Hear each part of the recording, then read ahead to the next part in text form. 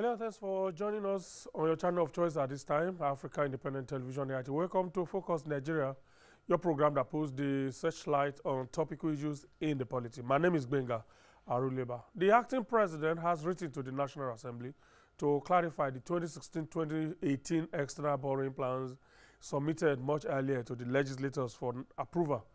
In a letter addressed separately to the Senate President Bukola Saraki and the Speaker of the House of Representatives Yakubu Dogara, the acting president, Professor Yemi Oshibajo, SAN, said it was necessary to separate the state's projects from the items listed in the borrowing plan so that it would be easy to consider each request on its merit. Ogun and Kaduna states have the highest figure of $350 million each under the World Bank assistance projects.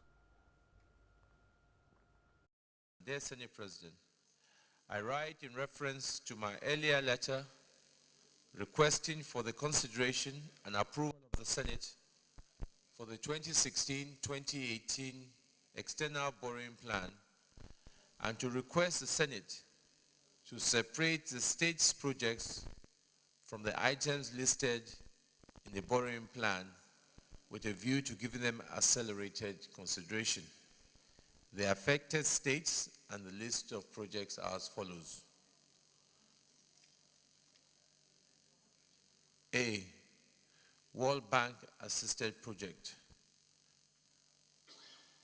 Kaduna State Development Policy Operation, DPO, Kaduna State, $250 million. 2. A2, Ogun State Development Policy Operation, $350 million. B, African Development Bank, B1, Ebonyi Ring Road Project, which is to be co-financed with Islamic Development Bank, Ebonyi, $70 million. 2, B2, Rural Access and Mobility Project, RAMP, Abia State, $100 million. C, Islamic Development Bank. C1, Health System Project in Katsina State, $110 million. C2, Integrated Rural Development Project, Jigawa State, $32.4 million. C3, Ring Road Project, Ebonyi, $80 million. C4, Integrated Agricultural and Water Resources Development, Kano State, $200 million. D, French Development Agency, D1, Third National Urban Water Sector Reform Project, Enugu, Kano, Plateau, and Ondo, $200 million. A total of $1.492 billion, $400 million.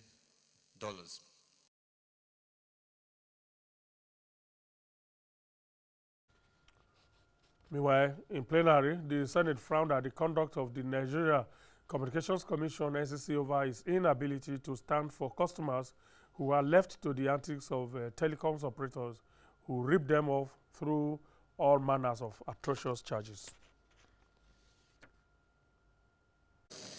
Mr. President, the Senate accordingly resolves to strongly condemn the inefficiency of GSM network operators in Nigeria, resulting in a poor service delivery.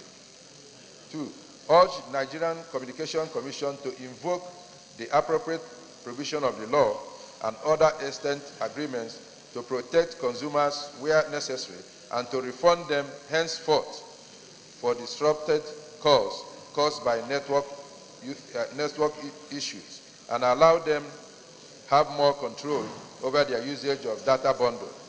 as practiced by telecom operators in countries like Kenya, that's Safaricom, and South Africa, etc. These are very preposterous things that the National Communication Commission and the Consumer Council needs to look into it. Sincerely speaking, Nigerians are very complaining. As soon as you pick the telephone, they will not hear you, you will not hear them, but they will deduct your money. We are paying for services not enjoyed, not rendered by them, sir. From poor quality calls to excessive charges, unsolicited text messages and calls has become the identity of GSM providers in Nigeria today.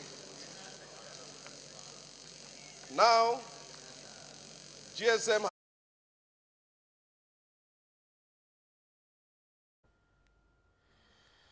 All right, a little bit of the proceedings yesterday in the Senate plenary. Today is Wednesday, and the Federal Executive Council meets. Let's hope that some official clarification or official position might come in respect of the 2017 budget, which has still not been signed, and why it's still not signed.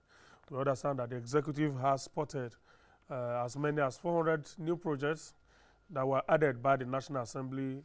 The concern really is that some of the projects are actually state projects on which work has been started by the respective states in some instances, while in some the projects may have actually been completed.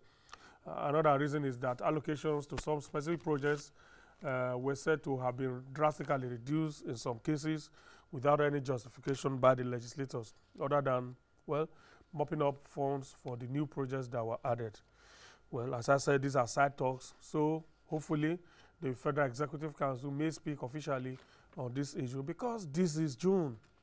All right, let's set the template for our discussion shortly. Last Thursday, proceedings in the House of Representatives were disrupted by members of the Southeast caucus in the House who staged a walkout. This was after a motion for a bill for the establishment of a Southeast Development Commission had been rejected, and so the bill could not proceed to the crucial legislative stage of being considered on its merit. The proponents of the bill had noted that the establishment of the Southeast Development Commission will alleviate the problems of development, natural and ecological challenges, and the infrastructural neglect of the Southeast zone. The proponents had noted that the funding for the commission will not radically alter the present revenue sharing formula or exert pressure on other states, in the sense that only percentages of certain funds accruable to the states of the Southeast will be channeled to the Commission for funding its activities. But the opponents raised the issues of timing and the lack of consensus building as grounds for opposing the bill.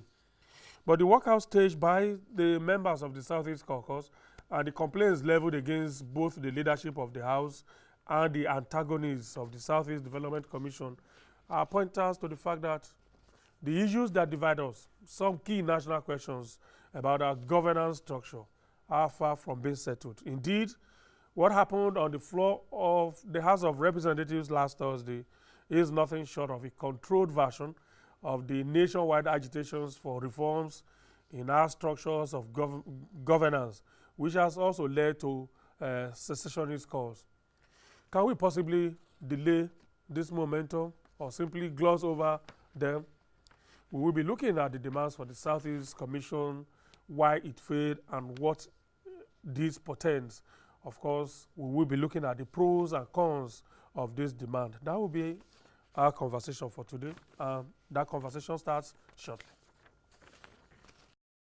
Is not intended to usurp the authority of any existing arm of government or indeed any government agency, but rather it is being drafted to help in articulating specific interventions aimed at reintegrating the Southeast zone into the national discourse of development and growth in line with the Constitution of the Federal Republic of Nigeria. Without mincing words, funding for the Commission shall be 1, 15% of the total monthly, and I want all honorable colleagues to listen to this, please, because people think we're planning to draw money from the Federation account. 15% of the total monthly statutory allocations due to member states, those are states of the Southeast, not every state in Nigeria, of the Commission from the Federation account. 3% of the total budget of any oil-producing company operating onshore and offshore in the southeast states, including gas processing companies.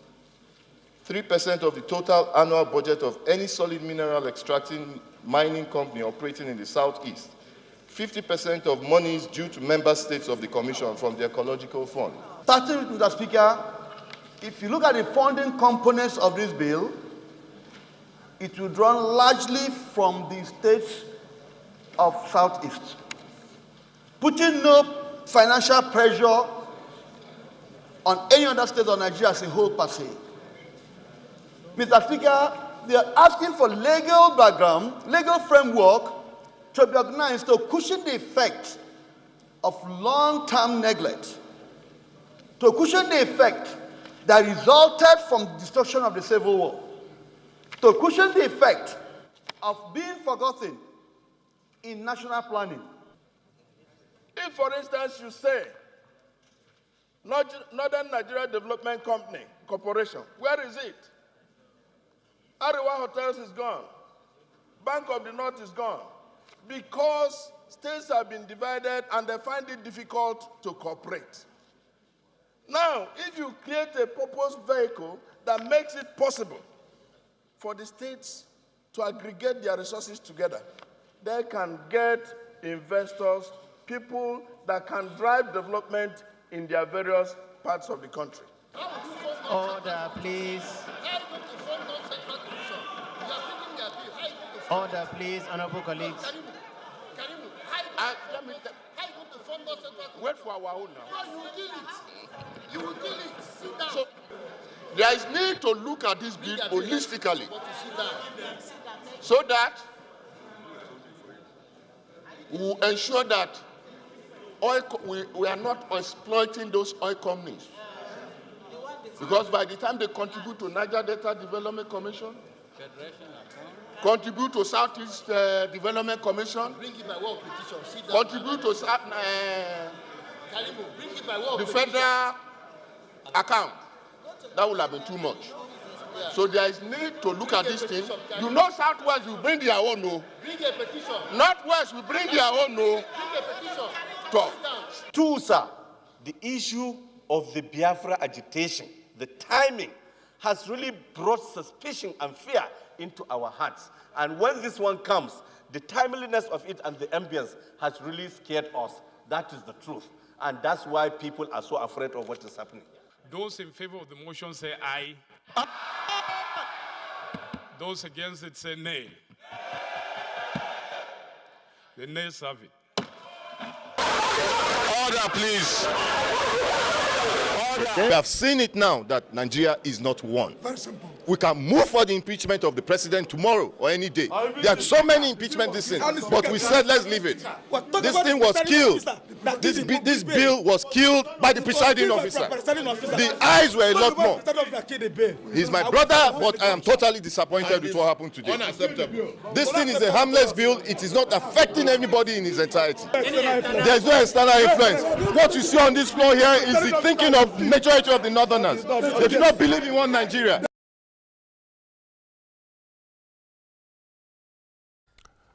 There you have it. The more reason why we have decided to revisit this issue when members of National Assembly speak in that tone, we versus them, Northerners versus Southerners, statements like some members don't believe in one Nigeria, are coming against the agitations here and there. We feel that perhaps there's need to revisit this issue. Let me quickly introduce my guests for today. You saw one of them there, Dr. Muhammad Sani Abdul. He's a member of the House of Representatives. He's the member representing Alkalere, Kirfi Federal Constituency area of Bauchi State on the platform of the APC. Good to see you. Good morning. And it's been a long while too. Yes. How's the Ramadan going? Alhamdulillah.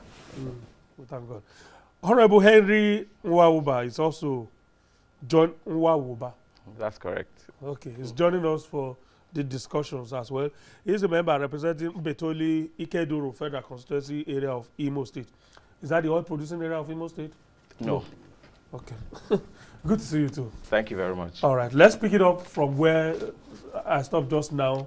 When you have a national assembly where we are supposed to be discussing national interests, but because of the way one particular issue has been handled, you have members feeling the way Honorable Chukwuka.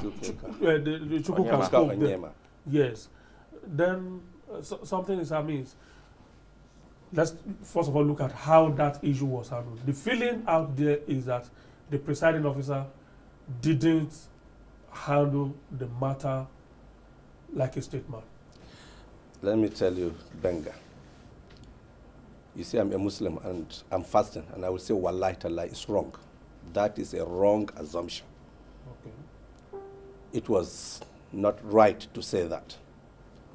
And you know me in this studio all the time. For many years now, almost 8 years I've been coming.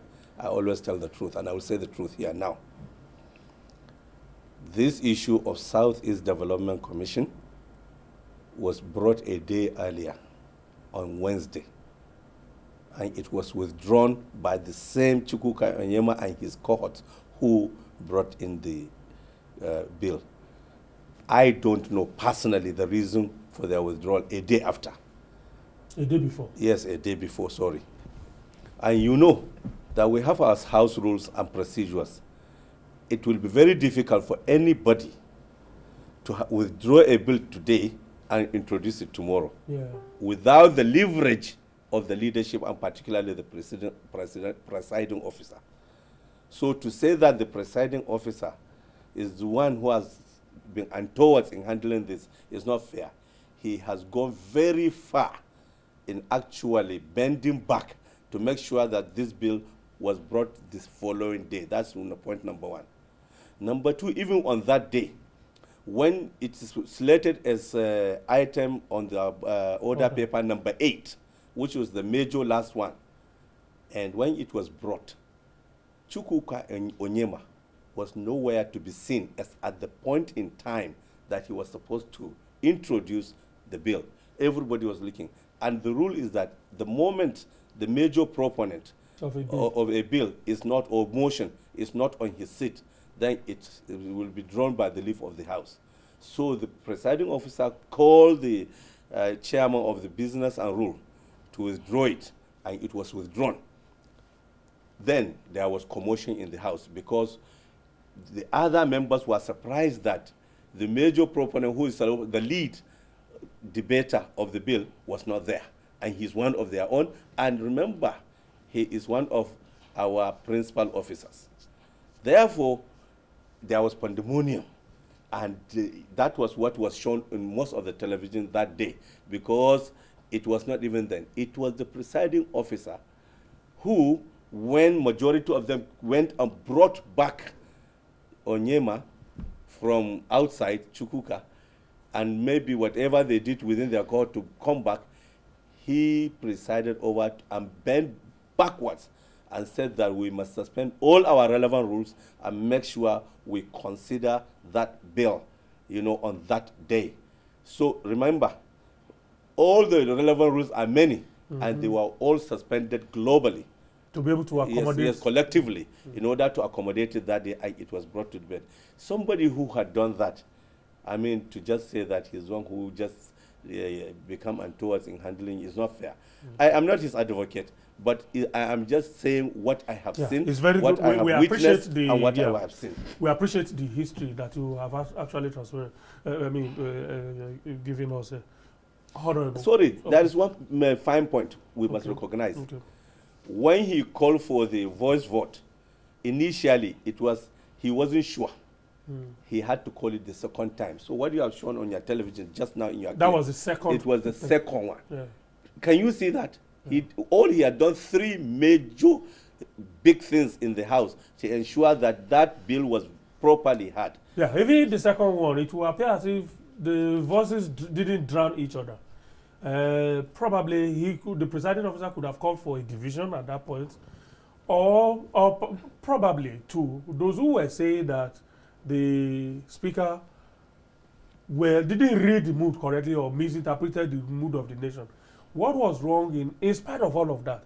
Okay, let the bill be considered on its merit, because a bill can only be considered on its merit when it passes to second reading, where everybody who has anything against the bill is then allowed to ventilate it. Those who have points in support will then be allowed to canvass the points. What was wrong in allowing the bill to be considered on this merit? If it was going to die, let it die at that stage. Maybe I should still let you have a shot at that, and then Honorable Wawuba will let him comment, because that is no. The way I want to start with him, of course, will be to start from He's the my history you brother and painted. friend. Yes. Where was Honorable Chukwuka, a prime mover of such an important bill? Where was he when it was time to move that bill? Because Nigerians didn't see all of this, and we didn't know all of this, but for the explanation that Honorable Abdul has just offered now. Thank you very much, Gbenga. I'd like to quickly correct the impression that my brother has just set. The reason why the bill was stepped down the day before was that that bill was a bill of an entire caucus. By error of omission or whatever, maybe mischief, whatever, only 3 members were listed on the order paper as sponsors. Honorable Chukwuka, Honorable Abonta, and myself. And we felt that this was a disservice because we had been working on that bill since 2016. We met as a caucus, a Southeast caucus, a day before we resumed from our recess in 2016. And I tabled this bill for consideration in the Southeast caucus. We looked at it. That letter I wrote to the caucus on the 4th of November 2016. We circulated it, and 26 members who were in attendance at that meeting on that day instantly signed up to the bill and made comments and sent back to my office. On the 4th of November 2016, we accommodated those inputs and recirculated it, and the entire 43 members of the Southeast signed up to this bill, only for us to get to the chamber on that day, and they listed 3 members as the sponsors of the bill. And I would not have that.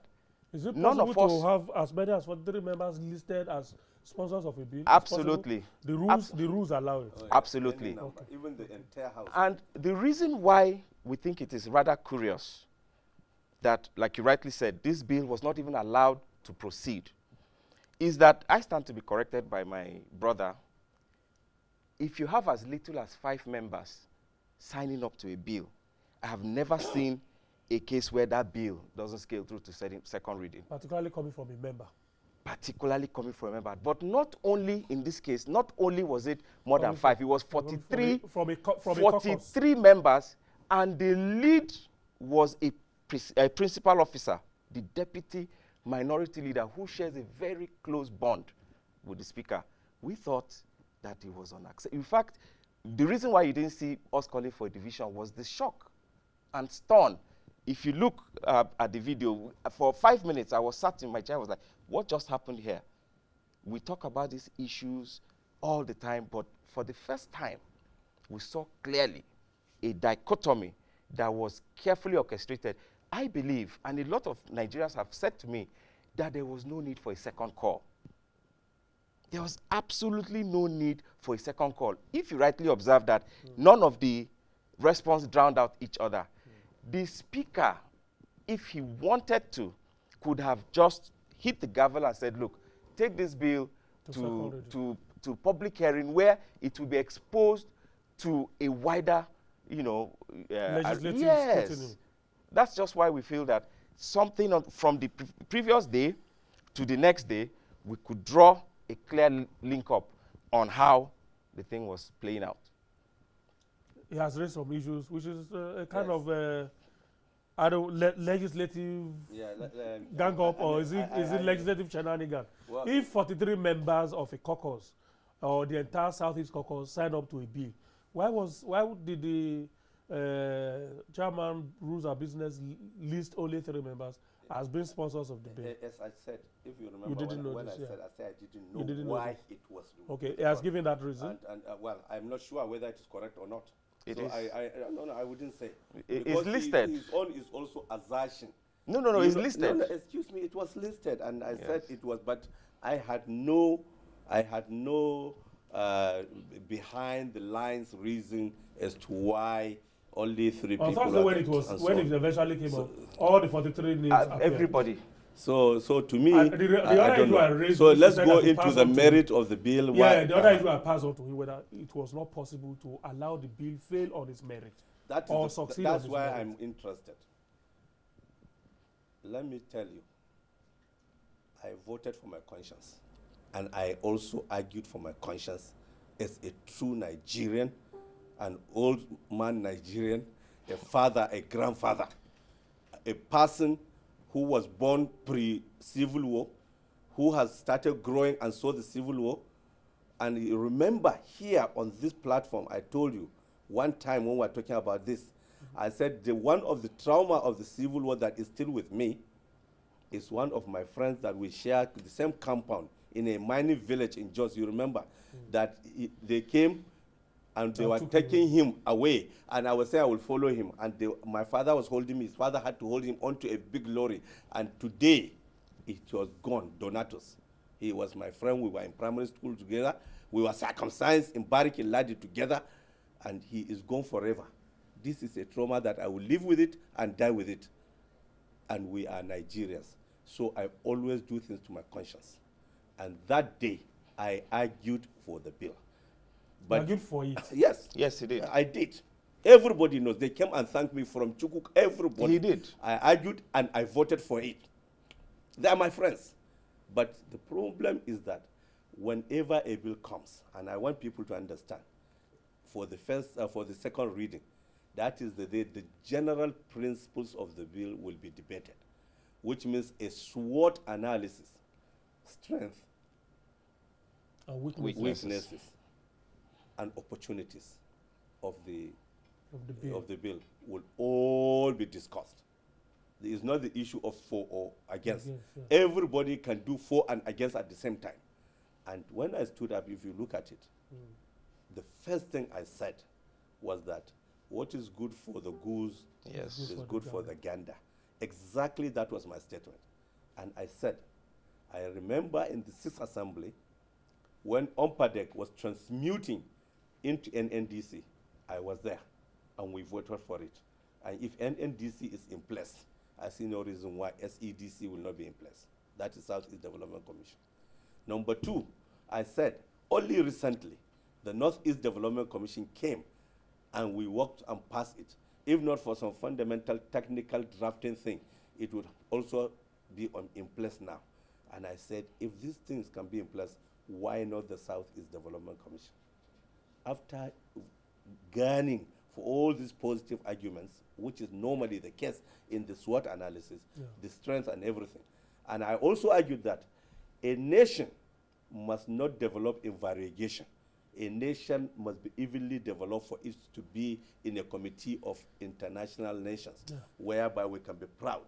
And you cannot see the Southwest at point A, top of the mountain, the summit of development, while you have the Northeast at the backwaters, and followed by the Southeast, and like this, you know, an even development people. And that's why the eastern flange of Nigeria totally, from Damasak in Borno State, down to Bakassi, down in Cross River, we have a lot of agitations, lots of problems, because number 1, education, down. Health indices, down. Infrastructure, down. Care, down. Social indices. So the HDIs, that is the Human Development Indices, are very down, and that's why we're in that. I argued for that. So I said there is the need to look at this commission properly. Having said that, I said there are other issues which we cannot also swallow, and we must understand them when we go further. My thinking was that it will just pass. You get what I mean? So I talked about the proponents of the bill have killed it also themselves, because they have brought about 2 issues on the floor. But I told them that when you see this bill coming just a week or so after the closure of the Southeast by the Biafra agitation thing, you know, they said everything must be closed. We were scared. We were frightened to our livers. That was why you raised the issue of timing. Yes. I said the timing and the Was- ambience. wasn't auspicious. Yes, because everybody was pirating, everybody was afraid. So I said the timing and the ambience was not good for this bill to come, because let me tell you, almost everybody was afraid of that. I said it. 2, when they brought in the bill, one of the major Obonta, the major proponent, when he was talking, he started talking about the civil war. And the trauma I have just spoken about started coming to me. And believe me, I felt, why should that dark history be opened just because of a development commission? So that's another thing. Some of these people were even, believe me, openly insulting our president and presidency for supporting the Northeast Development Commission, and even asking for 6 billion to go to the Northeast. That why should the Northeast be treated as a bride? So all these things really hacked the people on that very day. As I said, if anything had happened outside and before, wallahi, personally, I don't know. I just did what I did on the spot. I've never seen the bill until an hour or so before it was read on that day, because normally I am... So no consultation, no proper consultation? I will tell you, I have garnered a lot of arguments here, which I said, and I said it to the newspapers, and I even said it here. The point I have written here is that I said the arrogance of our members, our colleagues, our friends, our brothers. The proponents of the yes, bill. Yes, all of them from the Southeast. I said there is the problem of non-consultation. Some of us, if they have told us some of the things in the inner part of the bill which I have not touched yet, I want to give him a chance also so that we can have balance. I will bring them out. You see, would not have gone against, we would have advised help them because we are in a place and we are prepared to do it. We went through the civil service, we went through academia, we went through business, we went through life. And believe me, if I cannot work for Nigeria, I don't know where I come. I don't have any country but Nigeria. So these are the things. Let me allow you to him to say something. But believe me, whatever transect that day is the truth of what happened. And believe me, as far as I'm concerned, I was in the chamber, just as like he was fixated to his seat, I was fixated at the beginning. When Chuku Onyema was not there, I said, huh? It's very good that in spite of all of what we have and I was sitting, out, so you wouldn't have seen me in all this brahawa. I was fixated and dumbfounded. Even after this thing, I didn't know what to do.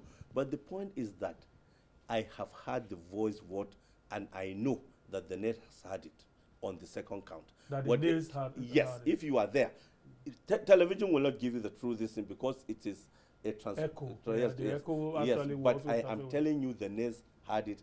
There is no way you can just say. Yeah, this. but we've seen instances where even if the NAS had it, but the presiding officer wanted to achieve some aids, the presiding officer can still hit the government and rule against the NAS. You will only make noise. You will only invoke the rules that it should call division. Let me tell you this. And depending on the politics of the issue, the presiding officer can always have excuse me, this is a double-edged sword. Whether you do it, you must hurt somebody. That is the truth. Whenever you say, when it is nay, and you say yea, you have hurt somebody. Some people become so emotional, just like they are now. So he cannot escape. That is catch-22 for him. And that is the problem of that hot seat there. But the point I am trying to say is that whatever happens, when we come to the main argument, you will see the wisdom of the debate of this and what we want to do to not salvage it alone, but to incarnate Nigeria. Exactly, because that is very important. It's an important conversation we need to have, how to salvage the situation. But Honorable Wauba, yes, from what Honorable Abdul have said, it would appear as if you and your colleagues didn't do due legislative diligence. One key one, consultations. If somebody as passionate as Honorable Abdul, I've known him for years, can speak passionately for that bill. If you had enlisted the support of somebody like him, you could bet on him also enlisting the support of so many other persons who ordinarily would have opposed the bill. He probably would have been able to also convince them to see the pros of the bill. But it would appear as if that legislative arrogance, you took it too far. Wenga, one of the inborn talents that I was born with is ability to listen between the lines. You know how they say read between the lines? When I listen and I hear what you don't say. Just my senior colleague and my brother, I must say, he fought for this bill, to the point that I made it a point of duty to go to him to thank him. And I think I owe you an apology for not coming to consult with you on that day. But that does not take away that proper, deep consultation was made. This is a bill that we have been working on from September 2016. Yeah, but among yourself I'm coming. Consultation happened all the way to 5 minutes before we took that bill. With who? And across board. Personally, I may not have reached him, but a lot of our colleagues from the north would tell you that I sat with them, I have written them, I have gone to their offices, all the way to 5 minutes before we took that bill. The issue here is that a mindset, and I cannot wait for us to get to the crux of the matter, because I'm interested in knowing what anybody would have against this bill. Yeah. I want to state that, unlike my senior colleague here, I am a post-war Nigerian child of the Southeast extraction. I did not witness the Civil War. But you saw the scars. I started my nursery school from Kano. I started my nursery school, not primary school, from Kano. My father so integrated us that he dropped me in Birnin Kano, inside the city, in a school called Gida Makama. He took my elder brother to Government College, Gaya, and my other brother to Gwamaja, because he believed that the war had finished. And so I grew up a completely detribalized Nigerian. When I went home to campaign, one of the issues against me was, who is this man? Where has he been? Where is he coming from? This man speaks Hausa more than he speaks Igbo. Yeah, it's true. So I want us to understand that we need to separate and remove the fear that he said they had about the issues of Biafra, IPOB, and all of that from this bill. And about the timing, I want to say that there was no better time. You know, the glass, depending on how you're looking at it, it could be half empty or half full.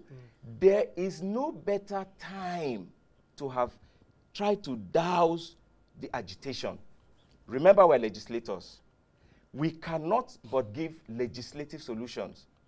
All of this outcry in the Southeast, what we could do was to say, look, calm down, guys. We are Nigerians. I carry a green passport. Me and him were sworn in on the same day where we committed to defend and uphold the Nigerian Constitution. So there was absolutely no need for them to have that fear. And he talked about the arrogance of our members.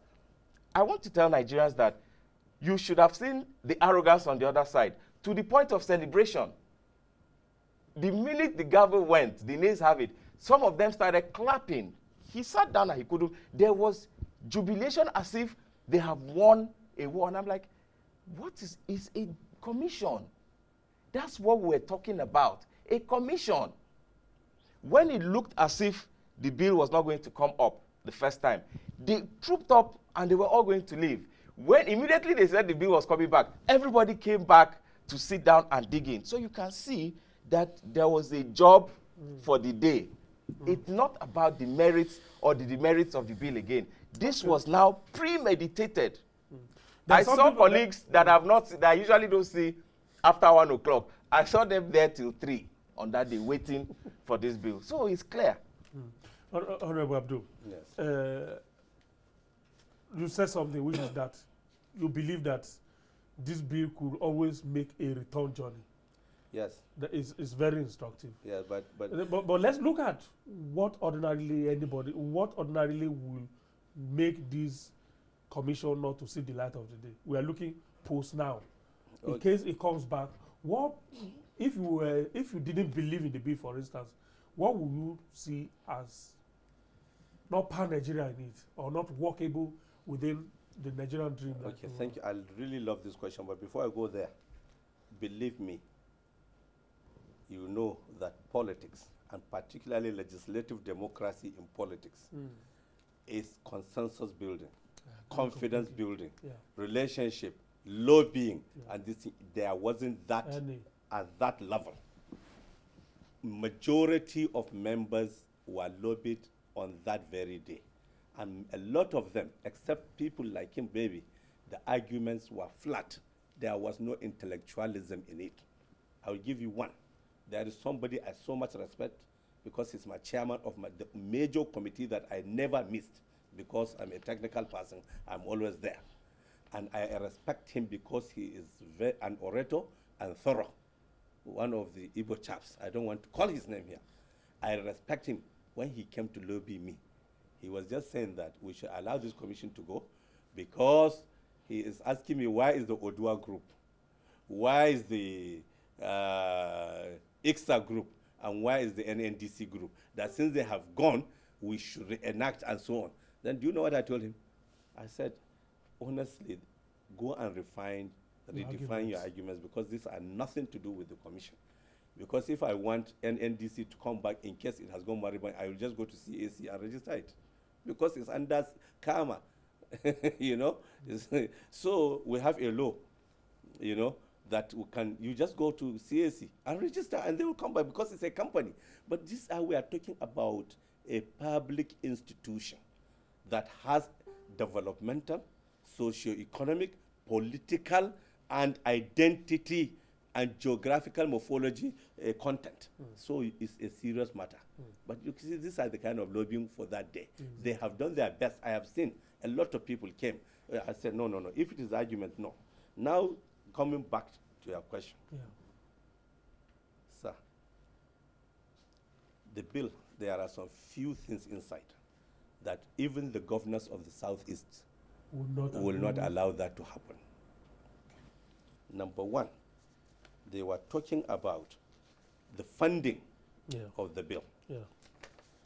It looks on the face value, and when I saw it, me too, I just took on the face value that if they want 3% of all oil companies' budget, total budget of any oil company 3% operating offshore and onshore, including gas processing companies. There. It looks because it is of the member states. Do you get what I mean? 3% of solid mineral exploration and exploitation. Yeah, 3% of annual budget. Also 15% of FAC allocations to member states. And 50% of ecological funds. Then my number 6 started thinking. I said, look, let's look at this deeply.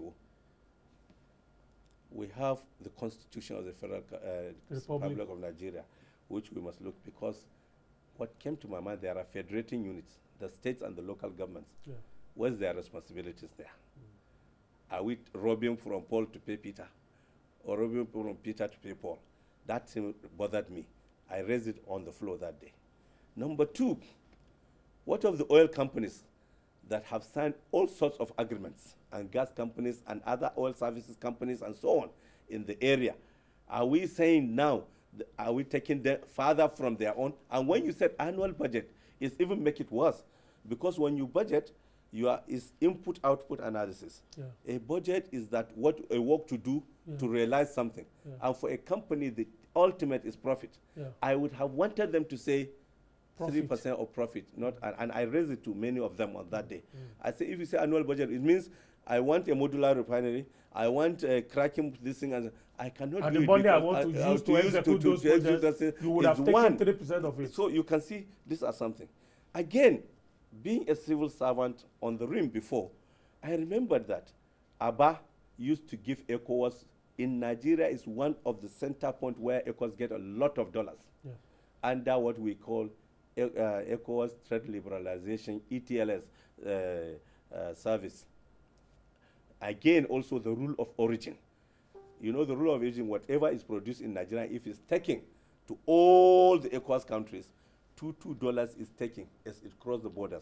It is pooled and it is divided and used according to formula and various things. This is under the ECOWAS protocol and many other laws, and it has been ratified by member countries. So we have to visit it. You get what I mean? Yeah. This is also in place. I also remember that there are tax issues.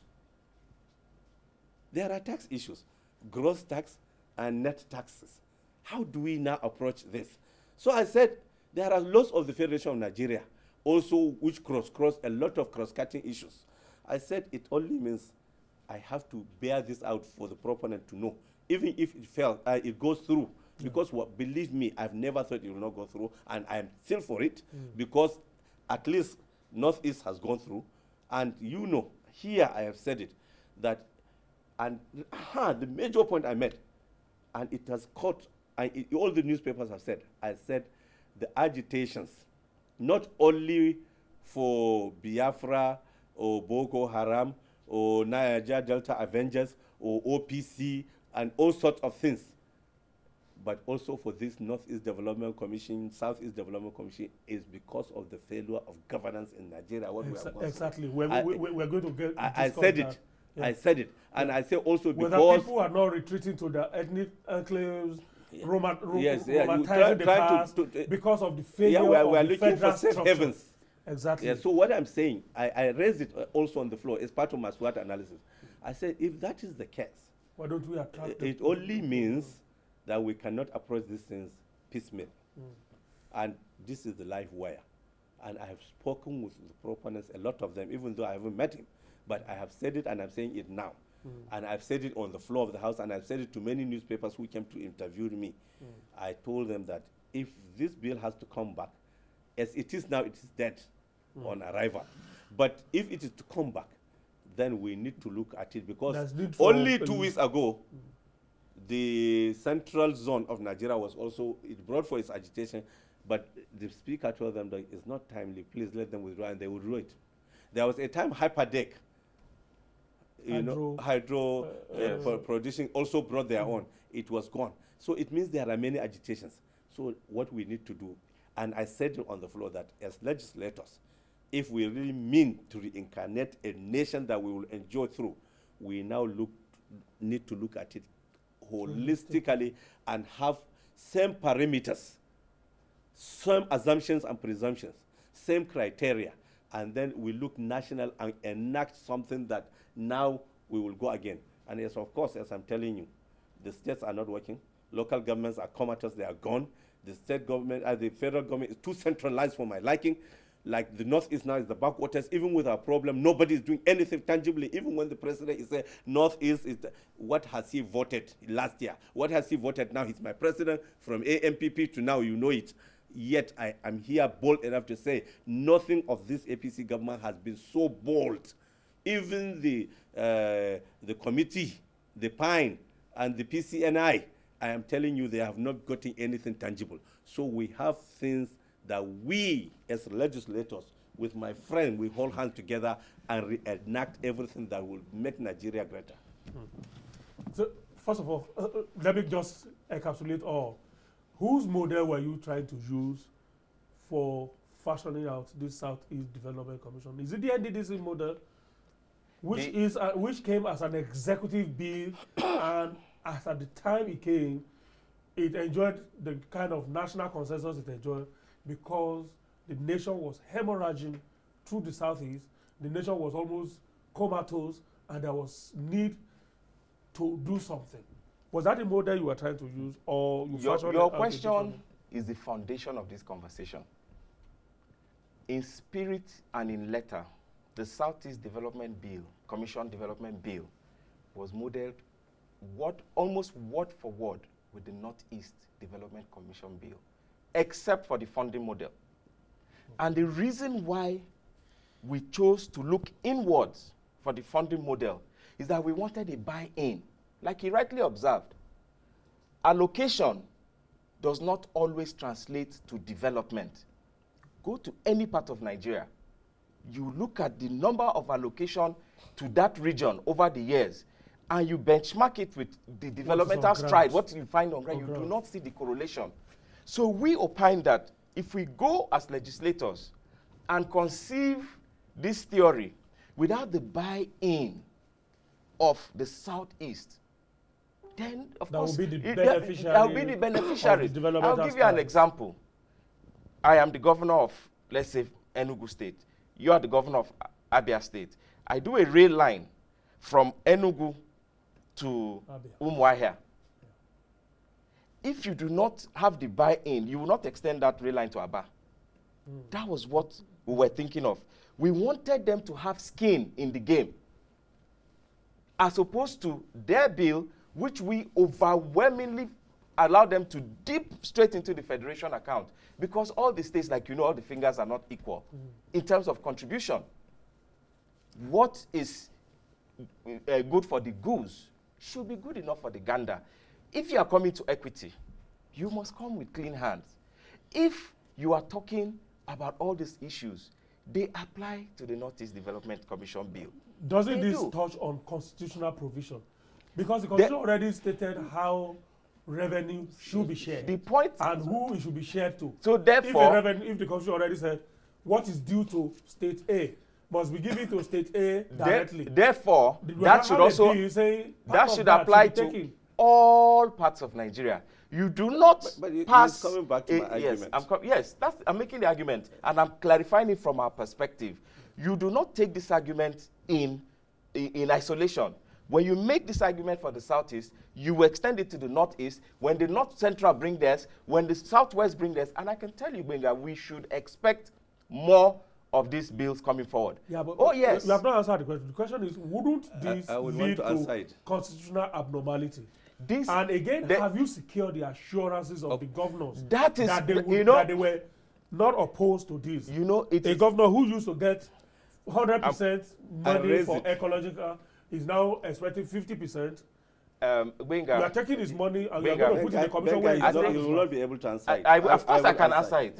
It is a very we are talking of governors who are even opposed to giving monies directly to local government. Can I land? In the life cycle of a bill, I've not seen where you take Panadol for somebody else's headache. Oh, I don't think the Southeast governors are going to approve this, therefore, let it not pass through. That's what you're saying. No, but that is not. No, but that's not the issue. The issue. Constitution. Let me tell you. When you bring a bill that has deficiencies, particularly constitutional deficiencies, you take it forward and unbundle those issues. That's what he has said. He has not said based on the fact that there are issues that we should throw the bill out. That is wrong. Because this bill was speaking. He's making those submissions for the future because he believes that this bill should have. And that's what we're here for. Yes, we're saying that if there has been not enough wide consultation, then perhaps we have an opportunity, because we believe at some point this bill is going to come up in the Senate. Perhaps it will go through, it may not go through. If it does go through, they'll probably send it back to the House. So we'll probably get our second chance. But we need to allow a bill that represents, because we as representatives, we collate the aggregate opinion of a critical section of our people. Do you have the buy-in of the governors? Absolutely. Or this funding model? Excuse me. When you say no, what? Yes, tell me why. Excuse me. I want to know why. After the defeat of the bill, yes, I was shocked, and I told you I was shocked. Yes. And I have gone and I have spoken with some of the leaders of the Igbo caucus. I said the Igbo caucus because it's just, they are the major proponents, totally of them, none from outside the zone, for whatever reason. What I'm trying to say is that even yesterday, I visited one of the offices and we were discussing, and because I want a pan-Nigerian thing. And even his argument here has predicated, and I am now very comfortable because whatever I brought is now what we are coming back to.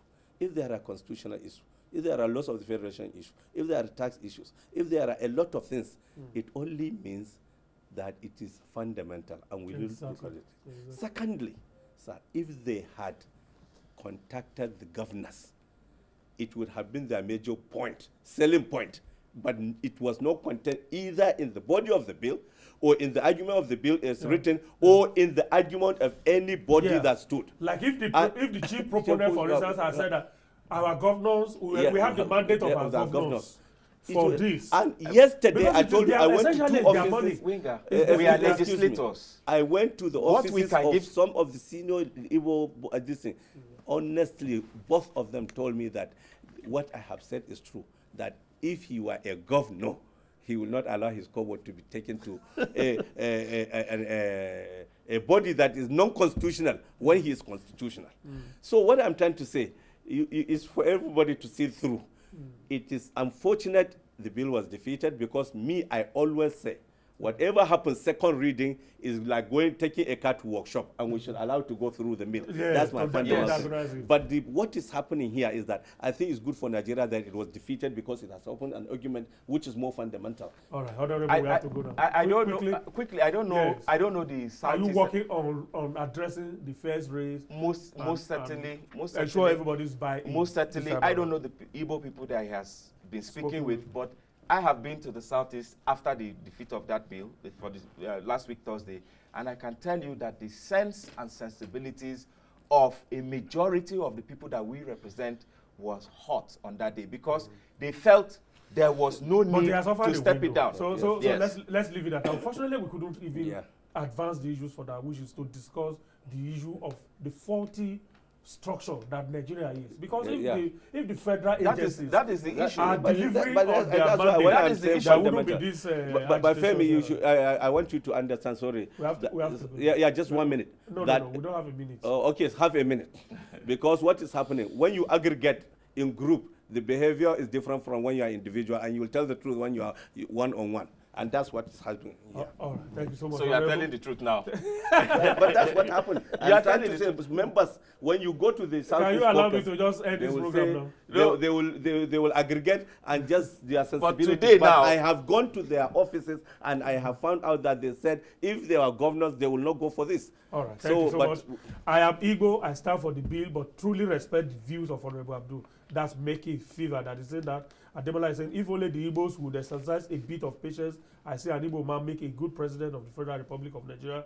And everything your guests are saying today still takes us all back to restructuring of the country, which was one issue we couldn't just touch.